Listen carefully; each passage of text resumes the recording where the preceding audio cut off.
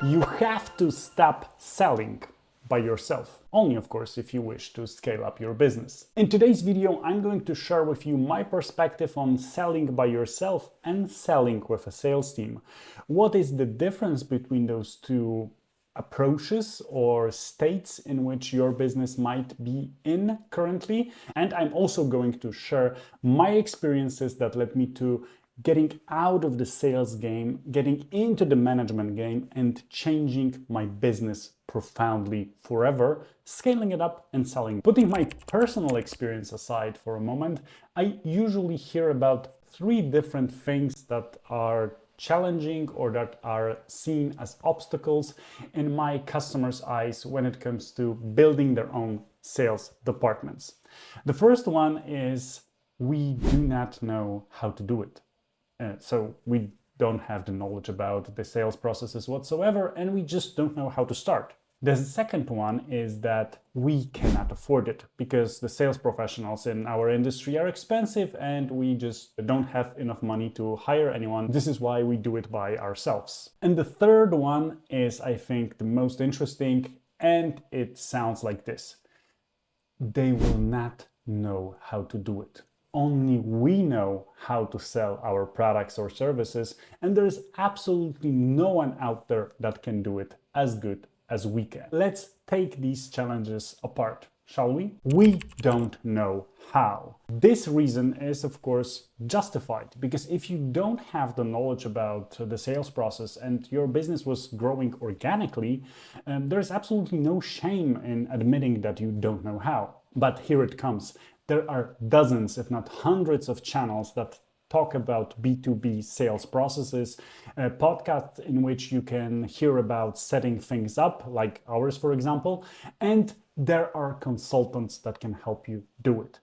And if you see this as a big and hairy, furry, scary kind of a thing that you just cannot overtake, you should definitely speak to a professional that can help you navigate throughout those uncharted waters and will help you find the direction in which you can go in order to just unburden yourself, because being one and only salesperson in your organization can be a very heavy burden.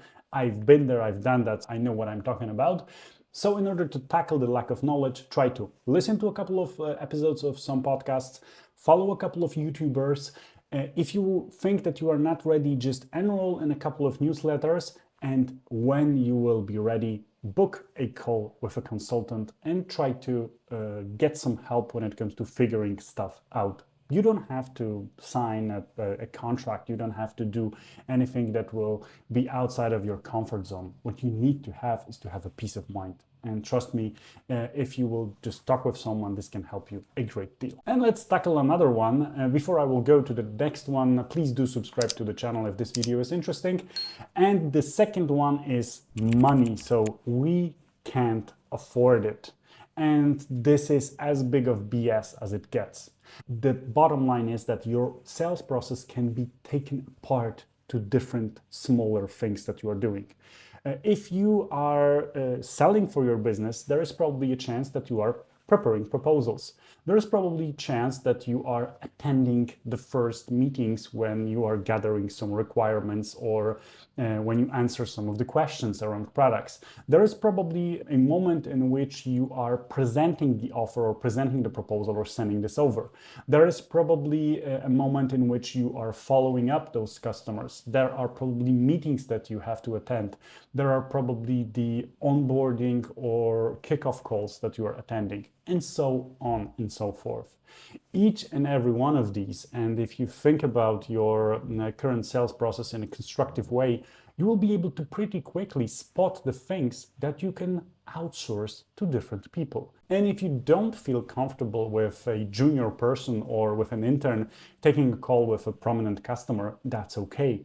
But there is probably a chance in which this person could transfer your notes to requirements if given the right process and frequently asked question list or a guideline to do so. There's probably a chance that you are sending very similar follow-up emails. So maybe your assistant or an outside person that you can hire and pay this person by an hour can do the follow-ups for you by having access to your email or to a separate email address within your organization. Maybe there are things that you can speed up when it comes to preparing the proposals.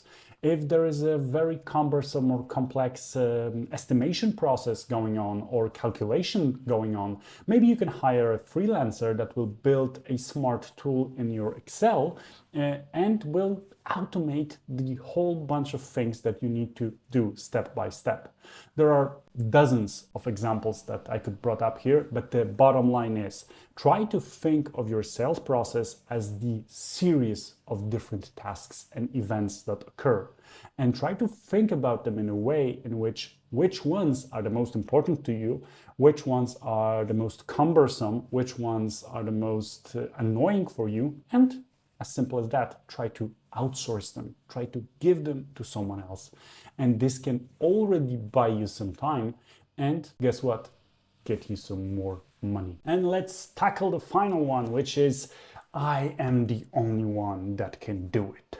I am the best salesperson for my product on the planet. It's about me. So if you think that, then I would recommend you to think again or consult a coach, whatever.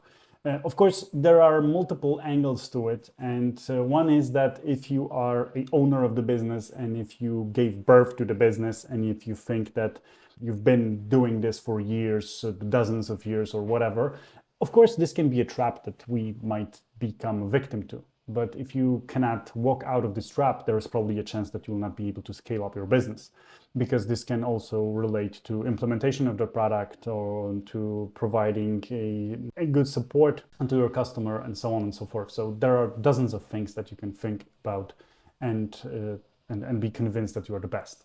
But there is also another reason which I find to be pretty popular amongst entrepreneurs, amongst us entrepreneurs, and this is I just really enjoy to do that. And I can understand that. And I can relate to that because I enjoy selling. Oh, hell yeah, I enjoy it very much. But one of my friends told me back in the day that there will be time in my business that I will have to step down and stop selling because I will have different responsibilities. And this happened. And you know what? That was the best thing that I could have done for my business. This helped me scale, this helped me get a different perspective, and this freed up a lot of my time at the particular moment. What I would recommend here is that you maybe can gradually limit the time that you are involved in sales. Maybe 50% of your excellence and your perfection would be enough for starters. You can have more time to devote to different activities and different areas of your business, because after all, entrepreneurship is about getting leverage, building leverage. You are the one that should build this leverage, no one else. And if you will not think smart about certain things, if you will not think about replacing yourself in different areas of your business, and that includes sales, then you are walking into a trap of being a one-man army. You cannot be a one-man army if you have ambitions to be big and successful. That sounded a bit motivational, right? Whatever. How it all can benefit you, I'm going to now share my personal experience. First and foremost, this will give you a sense of freedom, a true entrepreneurship. You will see that things are happening while you are on vacation. You will see that people are selling when you are having a good time with your friends. You will fire up your computer in the morning and boom, you will see that there were half a dozen of deals closed while you were essentially asleep. And this is what true entrepreneurship, at least in my opinion, is all about, is to make money and create a situation in which you can leverage your skills and leverage other people's skills for the benefit of your organization, your product, and your business. This will also give you a motivational kick that you wouldn't believe. It will give you a sense of endless possibilities. And I think that this is hardly tradable for anything else. It will, of course, give you time to focus on other areas of your business that are maybe not equally as important, but strategically important, and you should have taken care of them a long time ago, but there was no time because obviously you had to sell. And another one that I think is very important and gave me superpowers was understanding more about my business, getting an outside perspective. When I stepped out of the sales game and I was only involved from time to time, or I was mostly managing the sales teams, I've noticed that I'm looking from a helicopter view. And this was actually very awakening for me. I hope that this video was helpful to you. If it was, then please subscribe to our channel. Let me know what other things you would like me to cover in the future videos. Thanks for watching and have a great day ahead.